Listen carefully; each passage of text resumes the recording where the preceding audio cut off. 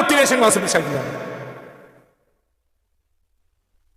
ഈ ലോകം ജീവിക്കാൻ വേണ്ടി മാത്രമുള്ളതാണ്. മോട്ടിവേഷൻ വേണ്ടത് പരലോകത്തിലേക്കാണ്. ഇസ്ലാമില്ലാതെ മോട്ടിവേഷൻ.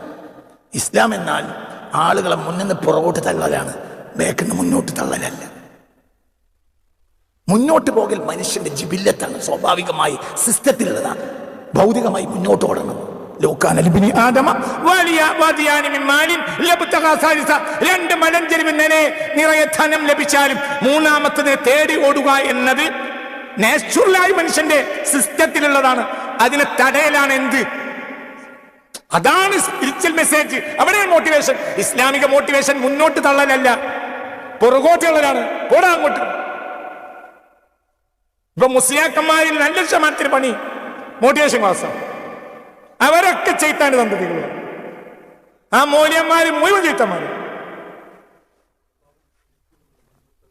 100% അല്ലാഹുവും മനുഷ്യനുമായുള്ള ബന്ധത്തെ ഇല്ലാതാക്കാനേ മോട്ടിവേഷൻ ക്ലാസ്സിൽ 100%. അവന്റെ മുഖത്തേക്ക് നോക്കരുത്. മോട്ടിവേഷൻ ക്ലാസ് എടുക്കുന്ന മൂല്യരെ മുഖത്തേക്ക് നോക്കിയ ഇമാം പോകും. ചെയ്ത്താനാണ് അവൻ. പറഞ്ഞത് മനസ്സിലാക്കൂല. നീ 10 കൊല്ലം കഴിഞ്ഞിട്ട് ഈജിപ്തിനോട് പറയും നിങ്ങളെ പറഞ്ഞത് ശരിയല്ല. പറഞ്ഞതാ കാര്യം.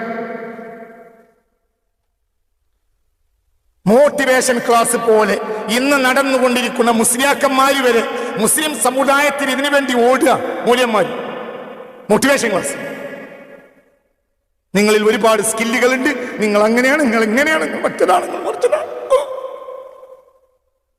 Motivation class എടുക്കുന്നവൻ പിശാച്ചാണ്. അത് പിശാച്ചിന്റെ അവതാരമാണ്. മൂല്യരാണെങ്കിൽ അവന്റെ മുഖത്തേക്ക് നോക്കരുത്. ഈമാൻ നഷ്ടപ്പെട്ടു.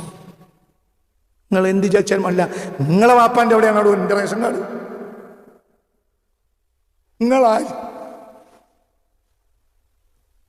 നിങ്ങളൊന്നും അവിടേക്ക് റേഷൻ കാർഡ് തരാതൊക്കെ വേണ്ടി അപ്പാടച്ച മുരാൻ എനിക്ക് നിയമത്തിരിക്കത്. ഞാൻ ഓരോരുത്തരും